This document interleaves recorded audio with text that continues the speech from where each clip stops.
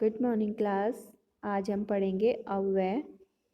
अव्यय क्या होता है इसकी परिभाषा हम पढ़ेंगे। जिन शब्दों के लिंग, वचन, रूप तथा कारक आदि के कारण कोई परिवर्तन नहीं होता है उन्हें हम अविकारी या अव्यय शब्द कहते हैं। जिन शब्दों में लिंग, रूप तथा कारक आदि के कारण कोई परिवर्तन नहीं होता है उन्हें हम अव्यय शब्द कहते हैं। जैसे और, अथवा, अरे, वाह, आहा, किंतु, लेकिन, कब, कहाँ, कैसे, कितना, ये हमारा अव्यय शब्द हो गए। ठीक है। अव्यय के 4 प्रकार होते हैं। पहला आता है क्रिया विशेषण, दूसरा आता है संबंध बोधक, तीसरा होता है विस्मयादि बोधक, समुच्चय बोधक और विस्मयादि बोधक लास्ट का। पहला है हमारा क्रिया विशेषण। अव्यय का पहला पॉइंट जो है वो है हमारा क्रिया विशेषण। पहला प्रकार, क्रिया की विशेषता बताने वाले शब्द क्रिया विशेषण कहलाते हैं। क्रिया की विशेषता बताने वाले शब्द क्रिया विशेषण कहलाते हैं। जैसे ट्रेन तेज दौड़ती है और बैलगाड़ी धीरे धीरे चल रही है। ठीक है। यहाँ पे तेज दौड़ती है, धीरे धीरे, ये क्या है, इसकी विशेषता बता रहे हैं। ठीक है। नेक्स्ट है हमारा क्रिया विशेषण के भी 4 भेद होते हैं। पहला आता है कलावाचक क्रिया विशेषण, सेकंड आता है स्थानवाचक क्रिया विशेषण। ठीक है। तीसरा आता है परिणामवाचक क्रिया विशेषण, चौथा आता है रीतिवाचक क्रिया विशेषण। पहला है हमारा कलावाचक क्रिया विशेषण। क्रिया के समय का बोध कराने वाले क्रिया विशेषण कलावाचक क्रिया विशेषण कहलाते हैं। जैसे कल, परसों, सुबह, शाम, रात, दिन, प्रतिदिन। ठीक है। वह क्या है, कलावाचक क्रिया विशेषण है।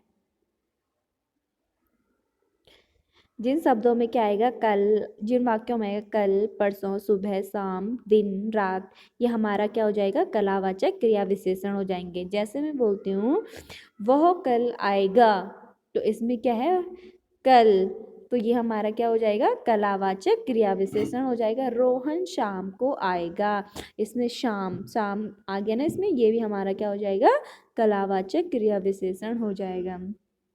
सेकंड पॉइंट है हमारा यहाँ पे स्थानवाचक क्रिया विशेषण। स्थानवाचक क्रिया विशेषण क्या होता है, क्रिया के स्थान का बोध कराने वाले क्रिया विशेषण या स्थानवाचक क्रिया विशेषण कहलाते हैं। जिन शब्दों में क्या आएगा, किन वाक्यों में आएगा, नीचे, ऊपर, यहाँ, वह, इधर, उधर आदि, ये हो जाएंगे हमारे स्थानवाचक क्रिया विशेषण।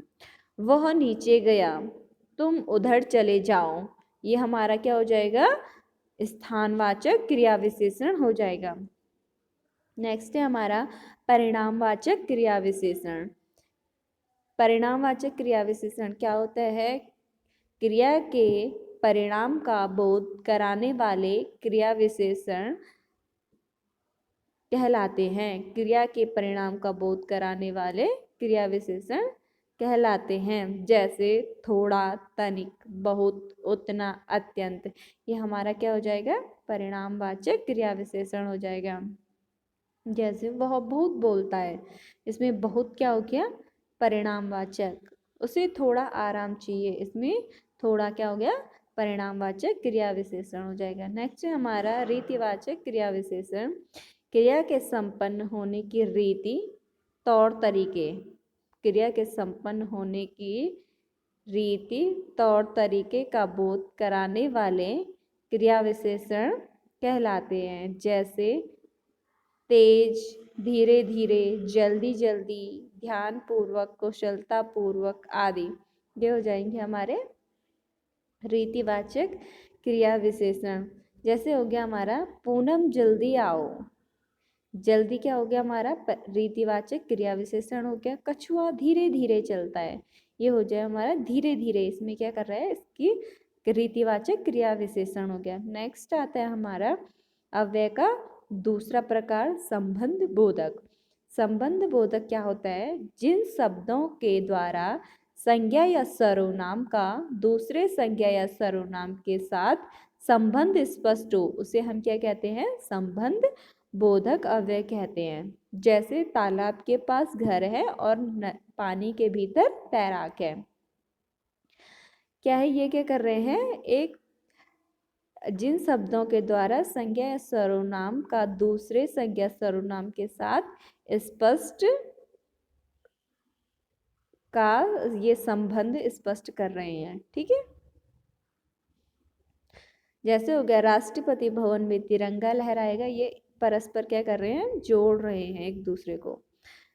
ठीक है, उसके घर के सामने नीम का पेड़ है, वो अपने भाई के साथ मार्केट गई है।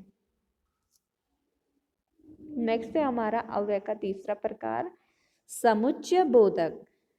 जो दो शब्दों अथवा दो वाक्यों को परस्पर जोड़ने का कार्य करते हैं, जो दो शब्दों अथवा दो वाक्यों को परस्पर जोड़ने का कार्य करते हैं, योजक वो क्या कहलाते हैं, समुच्चय बोधक कहलाते हैं। जैसे और, मगर, लेकिन, किंतु, ये हमारे क्या हो गए, समुच्चय बोधक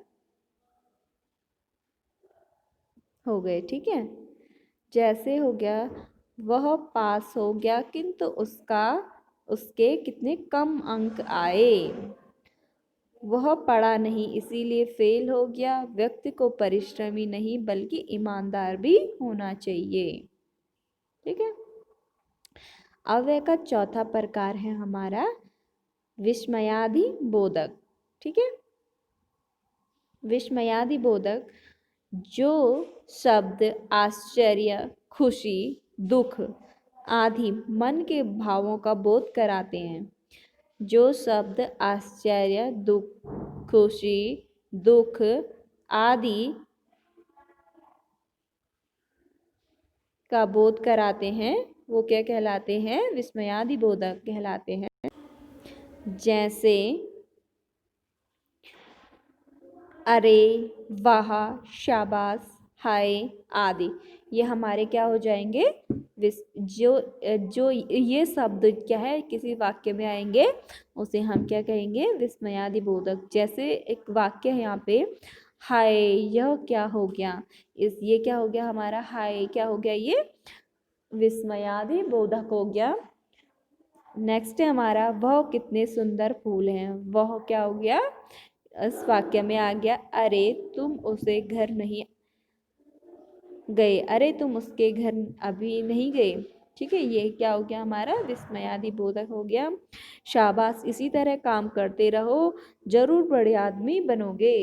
तो इसमें क्या है, शाबाश क्या हो गया हमारा, विस्मयादि बोधक हो गया। ठीक है, ये हमारे विस्मयादि बोधक हो गया। ठीक है, थैंक यू।